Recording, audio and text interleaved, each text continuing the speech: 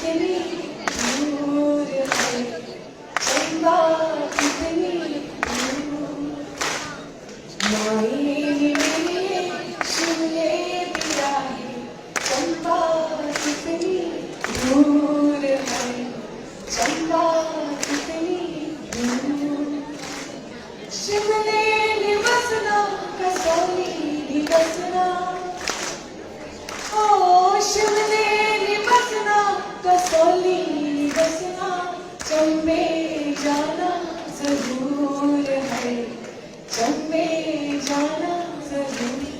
साथी सभापति, यहाँ पे उपस्थित सारे सफाई के संगठक, जितने भी साथी कांग्रेस आज हमारे इस प्रोग्राम में आए हैं, रिबेलियन में आए हैं, सारी लोगों को हमारी तरफ से क्रांतिकारी इस्तकबाल, जय भीम, लाल सलाम।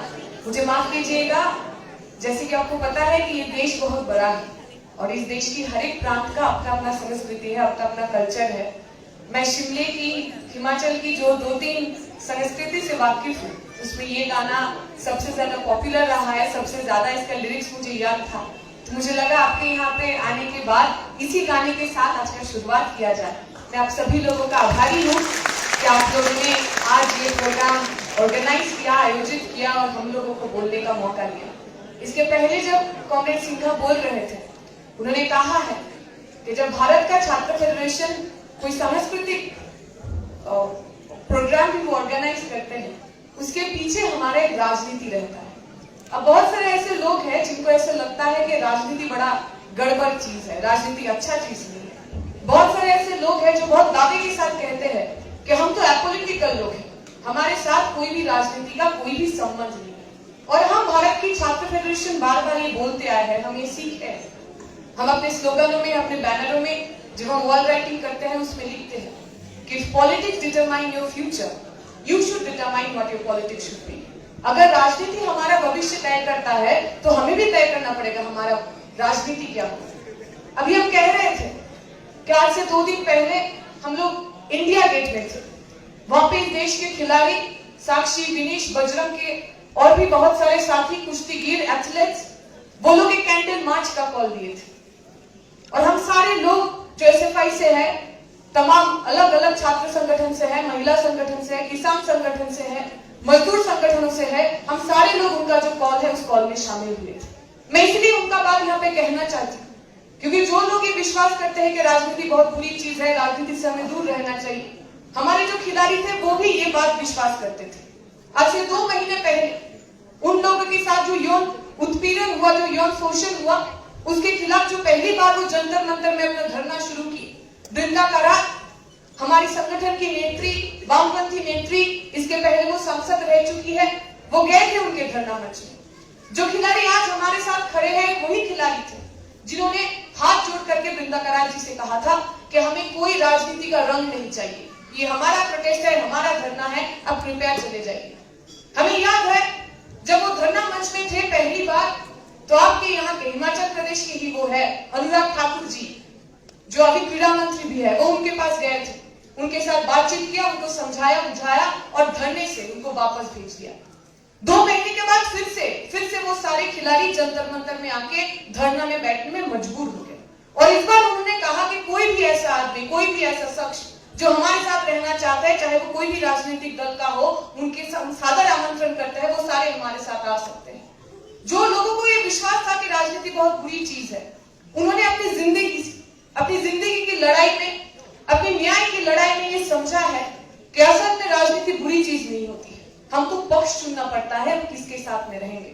वो लोग, वो राजनीतिक दल जो ब्रिजभूषण जैसे क्रिमिनल को पहले दिन से पनाह दे रहा है, वो राजनीतिक दल जो महिलाओं के खिलाफ, चाहे वो उन्नाव हो, चाहे वो हाथरस हो, एक के बाद एक घटना पे जो रेपिस्ट है, जो बलात्कारी है, उनका साथ रहा है, उनका समर्थन दे रहा है, उनकी राजनीति के खिलाफ अगर कोई राजनीति है, वो राजनीति स्वाधीनता, जनवाद, समाजवाद की राजनीति है, वो राजनीति एसएफआई की राजनीति है, वो राजनीति देश की मेहनतकशी की राजनीति है।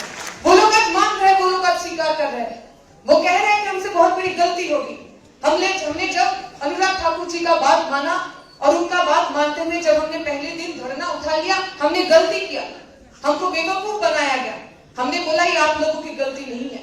अनुराग ठाकुर जिस पार्टी से आते हैं, भारतीय जनता पार्टी, वो पिछले 100 साल से लोगों को बेवकूफी बना रहे हैं। वो लोगों को धर्म के नाम पे, जात के नाम पे बांटना चाहते हैं।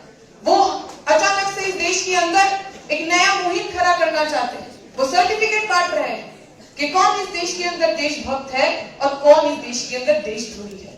कौन है ये बीजेपी, कौन है ये आरएसएस? ये हिमाचल प्रदेश है।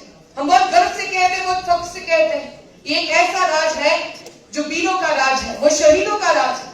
स्वाधीनता के वक्त से आज तक हर एक गांव में हिमाचल प्रदेश का ऐसा घर मिलेगा जहां से शहीद पैदा हुए हैं, जहां से शहीद जन्म लिए थे।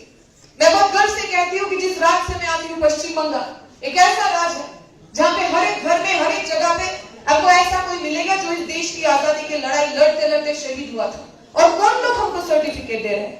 बीजेपी के लोग, आरएसएस के लोग, जो सावरकर की पुजारी है। कौन थे वो सावरकर? जब भगत सिंह, खुदीराम, मास्टर सूर्य सेन इस देश की आजादी के लिए अपना जान दे रहे थे, शहादत कबूल कर रहे थे, तो वो सावरकर सेलुलर जेल में बैठ बैठ के माफीनामा लिख रहे थे कि हमसे बड़ी गलती हो गई, हम ब्रिटिशों के खिलाफ आवाज उठाइए, इस बार हमें रिहा कर दीजिए, इसके बाद हम ब्रिटिशों के खिलाफ एक बात नहीं करेंगे। ये आरएसएस के दलाल, ये ब्रिटिशों के दलाल हमको सर्टिफिकेट देंगे। हम भारत की छात्र फेडरेशन गर्व से कहते हैं, इस देश के अंदर छात्रों का ब्रिटिशों के साथ लड़ने का जो संघर्ष रहा है, जो लेगेसी रहा है, उस लेगेसी का हम पार्ट है। और हम गर्व से कहते हैं, हम सावरकर को नहीं, हम भगत सिंह को मानते हैं। ये देश सावरकरों का नहीं होगा, भगत सिंह का होगा। और उसी जज्बे को लेके आज आपका ये प्रोग्राम है। आप कह रहे हैं हमें यूनिटी चाहिए, आप कह रहे हैं कि हमारी जो साझा संस्कृति है, हमारी जो विरासत है, उसको हमें बचाना है। बचाना ही पड़ेगा, क्योंकि देश के अंदर जिन लोगों की सियासत है वो हमसे हमारी संस्कृति छीनना चाहते हैं। वो कहते हैं हिंदी, हिंदू, हिंदुस्तान। वो इस देश को एक छाछ में बांटना चाहते हैं, एक छाछ में ढालना चाहते हैं।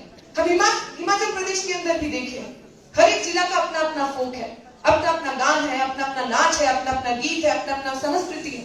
ये लोग चाहते हैं ये सारी जो डाइवर्सिटी है, सारी चीज जो इस देश को खूबसूरत बनाते हैं, उसको खत्म करके हम हिंदी, हिंदू, हिंदू राष्ट्र बनाएंगे।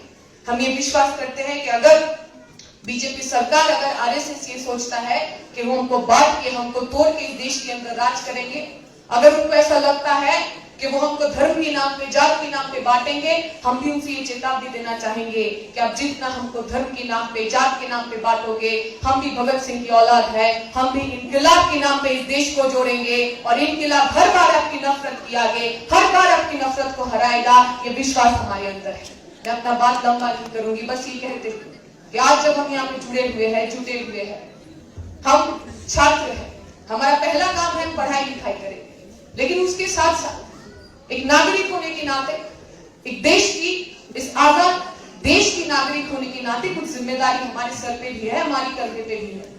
हमें ये समझना पड़ेगा कि ये देश जो है, ये देश कोई सरकार नहीं बनाता, ये देश जो है, ये कोई देश पॉलिटिकल पार्टी नहीं बनाता, ये देश हम सब बनाते हैं। हम स्लोगन देते हैं कि कौन बनाया हिंदुस्तान, भारत के मजदूर किसान। ये देश जो है, ये देश मेहनत कशों का जो पसीना है, जो खून है, उनसे बनता है। और जो लोग हमसे हमारा ये देश छीनना चाहेंगे, उनके खिलाफ हम सारे लोगों को लामबंद होना पड़ेगा। हमको ये इंश्योर करना पड़ेगा, ये सुनिश्चित करना पड़ेगा कि शिक्षा का जो अधिकार है वो हर किसी का अधिकार है। जो नया शिक्षा नीति ये देश का सरकार हमारे ऊपर थोपना चाह रहे हैं, अगर ये नया शिक्षा नीति लागू हो जाता है तो इस देश का गरीब का बच्चा पढ़ाई लिखाई नहीं करेगा। इस देश का सरकार चाहता है कि किसान का बेटा किसान बने, मजदूर का बेटा मजदूर बने, पर हम लोग जो स्वाधीनता, जनवाद, समाजवाद में विश्वास करते हैं, हम लोग जो यूनिवर्सिटी के अंदर पढ़ते हैं, हम जो एसएफआई करते हैं, हम विश्वास करते हैं किसान का बच्चा डॉक्टर भी बनेगा, इंजीनियर भी बनेगा, मजदूर का बेटा आईएएस भी बनेगा, आईपीएस भी बनेगा। कोई आरएसएस, बीजेपी हमसे हमारा हक नहीं छीन सकता। एक फिल्म था असुरन बोल के, उसमें एक बहुत इंपॉर्टेंट, बहुत इंटरेस्टिंग डायलॉग है। वो कहता है, जो हीरो है धनुष, वो ये कहता है कि अगर आपके पास जमीन है तो वो जमीन छीन लेंगे, अगर आपके पास पैसा है तो वो पैसा छीन लेंगे, लेकिन अगर आपके पास शिक्षा हो तो शिक्षा आपसे कोई भी नहीं छीन सकता। इसीलिए शिक्षा को हक बनाओ, शिक्षा को अधिकार बनाओ हर एक बच्चे का। इस देश के अंदर वो हर एक बच्चा जो पैदा हुआ है, उसकी शिक्षा के लिए, हक के लिए हम लड़ेंगे, हम जीतेंगे। और जिस तरीके से हमारे खिलाड़ी दिल्ली में बैठे हुए सोने का मेडल लेके आए थे वो इस देश के लिए, कमरेड सिंघा जी कह रहे थे कि एसएफआई के जो लोग हैं वो भी सोने की मेडल जीते हैं, पढ़ाई लिखाई के लिए जीते हैं, इस देश को सर्व करने के लिए जीते हैं। हम विश्वास करते हैं जब हम SFI में आते हैं हम सिर्फ पढ़ते नहीं है, हम लड़ते भी है। और इस दुनिया में, इस देश में वो हर एक आदमी जो अपने हक के लिए लड़ता है, हम उसके साथ खड़े होते हैं, उसकी सॉलिडारिटी में खड़े होते हैं। मैं अपना बात लंबा नहीं करूंगी, बस एक छोटा सा कविता है डॉक्टर खालिद जावेद जो पाकिस्तानी एक पोएट है। जब जियाउल हक का वहां पे शासन चलता था, जियाउल हक वैसा ही एक जैसे हमारे यहाँ पे मोदी है, वैसे ही उनका ही सियासत था। वो धर्म के नाम पे पाकिस्तान को चलाने की कोशिश कर रहे थे और पाकिस्तान के अंदर वो लोग जो थे, जो प्रगतिशील थे, जो फिरका परस्ती के खिलाफ लड़ते थे, ये उनका लिखा हुआ कविता है। और मुझे लगता है आज आपका जो थीम है रिबेलियन है, बागी आप जो बनने की कोशिश कर रहे हैं, उसके साथ ही बहुत अच्छे से जाता है। मैं वो बोलते हुए मेरा भाषण खत्म करना चाहूंगी। इस दौर की रस्म रिवाजों से, इन तख्तों से, इन ताजों से जो जुल्म की कोख से जलते हैं, इंसानी खून से पलते हैं, जो नफरत की बुनियादें हैं और खूनी खेत की खादें हैं। मैं बागी हूं जो चाहे मुझ पे जुल्म करो। वो जिनके होठ के जंबी से, वो जिनके आंख की लर्जिश से कानून बदलते रहते हैं और मुजरिम पलते रहते हैं, इन चोरों के सरदारों से, इंसाफ के पहरेदारों से। मैं बागी हूं जो चाहे मुझ पे जुल्म करो। मजहब के जो व्यापारी है वो सबसे बड़ी बीमारी है। वो जिनके सिवा सब काफिर है, जो दिन का हर्फ आखिर है। इन झूठे और मक्कारों से, मजहब की ठेकेदारों से मैं बागी हूं जो चाहे मुझ पे जुल्म करो। मेरे हाथ में हक का झंडा है, मेरे सर पे जुल्म का फंदा है। मैं मरने से कब डरती हूँ, मैं मौत की खातिर जिंदा हूँ। मेरे खून के सूरज चमकेगा तो बच्चा बच्चा बोलेगा, मैं बागी हूँ जो चाहे मुझ पे जुल्म करो। शुक्रिया, इनकलाब जिंदाबाद, भारत की खातिर।